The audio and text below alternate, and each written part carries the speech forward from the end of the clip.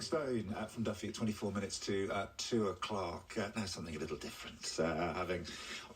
Got stuck into some fairly sort of weighty issues over the past hour and a half or so. We looked at the Gorton and Denton by-election and also looking back 25 years to foot and mouth, well, even further, actually, with Michael in St Martin's talking about the foot and mouth outbreak in the 1960s. So I had the opportunity yesterday to share a few minutes with a modern-day druid who's calling on the Welsh Government to breathe new life into the legendary mythologies of the Mabinogi by creating an immersive experience at a new National Museum of Mythology.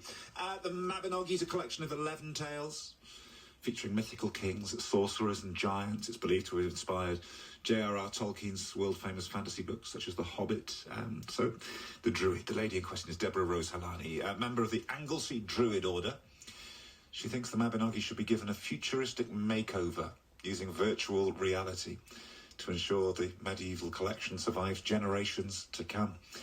So, let's have a little chat, shall we, about Welsh mythology, whether from the Mabinogi or not, whether your standout tales that were told to you maybe as a child, maybe you've told your children, your grandchildren, and why are they important? 03700 100 110. Deborah's got a book out about this, Coming Back to My Trees. It launches tomorrow.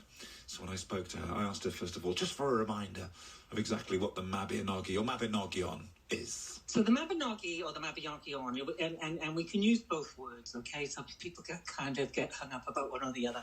We use both words in the modern day. It's a series of 11 stories that was written a long time ago. It's meant to be written in the 14th century. What makes these stories special, around that time, the only writers were writing in Latin. But these stories are written in Old Welsh. So that is very, very special to us Welsh culturally and our history. So the Mabinogi has also what we call the 4 branches, which are 4 stories that interlink to each other.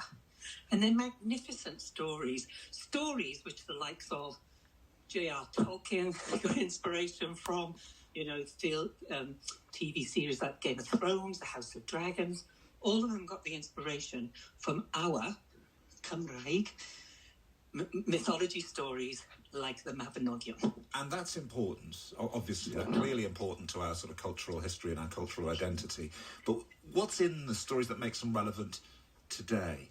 They're romantic stories. They're stories about heroes and warriors. You can interpret them archetypally, but most of all, they're magical stories.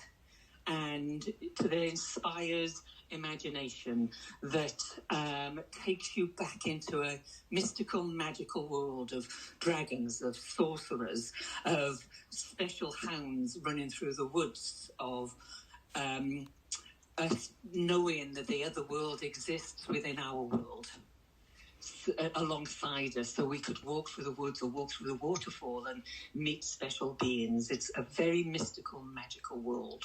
I always think it's important and very interesting, actually, to consider how, even though this was, we're talking about 1,000 years ago or a little under, that it's a very different world, but there is something about the human condition that endures. There is something about us and our place on this planet and working out what it's all about that has been ever thus. Is that reflected in these stories?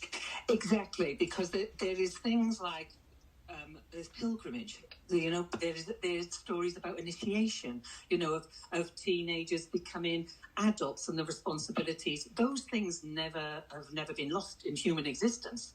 We all go through those experiences, whether we are self-aware enough about them, whether we consciously engage in them or not. And much therapy is around that, Ollie, on the basis of things like that. So absolutely, it gives us a picture in time, but there is endurance there. And I love the fact that in Wales, our Welsh people, we endure.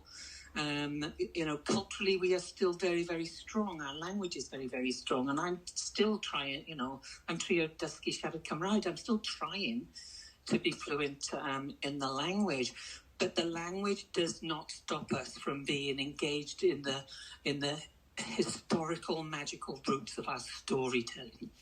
and of our ancient stories. And I asked you at the beginning for a sort of potted history or a potted version of what the Mabinogi are, because I'm conscious that there'll be people listening who didn't learn this at school, who haven't learned about it since, and so there may be one area to address. But how would you like to bring these stories into our lives more? You think that we could approach this in a very modern way, don't you? I definitely should. I've seen inspiration from all over the world, especially in Indigenous cultures, where they're trying to get their children engaged in the cultural identity of the stories for them to continue and preserve and have them going forward. And I think digitalisation is a way of doing it. If you ever experienced a Van Gogh immersive experience, it was in Cardiff recently, it's gone all around the world.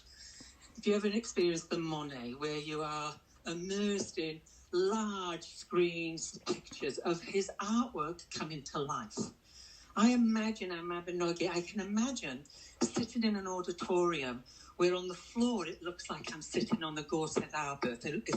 If I'm looking across the landscape, hearing horses gallop, where I see Rhiannon riding into the sunset, and I can hear in Welsh and English our oral storytellers telling us the story. So I'm living that experience. But if they can do it for Van Gogh, if they can do it for Monet, if they can do it for Titanic, we had one recently, I recall as well, yes.